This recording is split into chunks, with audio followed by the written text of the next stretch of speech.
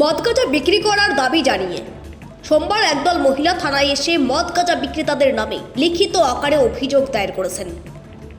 ধনকুল অঞ্চলের অধীন বেলতলি গ্রামের এই মহিলাদের অভিযোগ, তাদের এলাকার ৩-৪ জন মদ গাঁজা বিক্রি করছেন। মদ গাঁজা খেয়ে এসে বাড়ির মহিলাদের উপর অত্যাচার করছেন। এই নেশার কারণেই গ্রামের বহু পরিবারের নিত্যদিন অশান্তি লেগেই রয়েছে। মদ গাঁজা বিক্রি বন্ধ করার জন্য বারবার আবেদন নিবেদন করা হলেও বিক্রেতারা তাদের কথা শুনছেন না।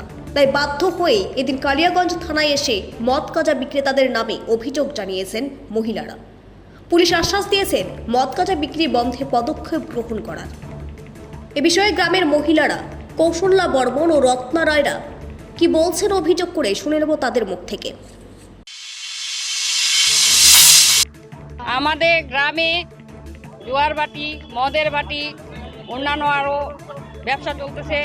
তার জন্য আমরা এখানে আসছি প্রতিবাদ করতে, থানায় অভিযোগ জানাতে। গ্রামবাসীরা আমরা একতা হয়েছি। আমরা চাই আমাদের গ্রাম শান্তিতে থাক, সুন্দর পরিবেশ হোক। আগামী দিনের এই ছেলে মেয়ে বাচ্চাগুলো সব এদের ভবিষ্যৎ নষ্ট হয়ে যাচ্ছে, তাদের জন্য আমরা এই প্রতিবাদে এই আন্দোলনে। আমরা ধনকুল বেলতলি থেকে এসেছি।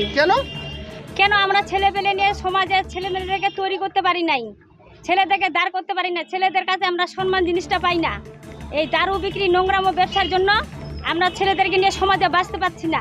কোথায় দারু বিক্রি করতেছে এগুলা? আমাদের গ্রামে।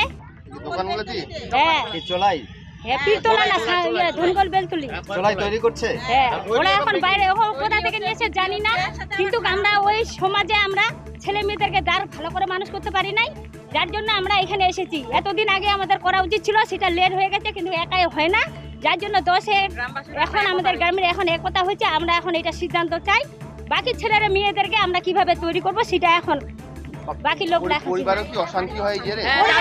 দারু খেলে অশান্তি হবেই। দারু এখন ছেলেদেরকে বিয়ে দিয়েছি, এখন যদি ছেলেরা দারু খেয়ে গিয়ে যদি বাড়িতে ছেলেদের বউদের সঙ্গে অত্যাচার করে, তাহলে আমাদের বউদের মুখে কথা শুনতে হয় না।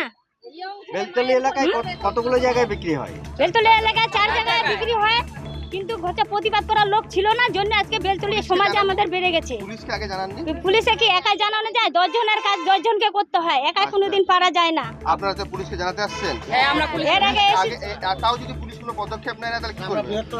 এখন যদি পুলিশে যদি না নেয়, তাহলে আমরা সমাজটাকে, বেলতলি সমাজটাকে আমরা মহিলারা সমাজ তৈরি করব। প্রশাসন যদি না হাত বাড়ায়, তাহলে আমরা নিজেরাই তৈরি করবো। প্রশাসন না পরে বলতে পারবে না যে ওর দারু বেচের বাড়িতে কেন তোমরা হামলা করেছো, কিন্তু আমরা সংসারে সুখ শান্তি পাচ্ছি না। উত্তর দিনাজপুর থেকে সীমান্তের কথার বিশেষ রিপোর্ট।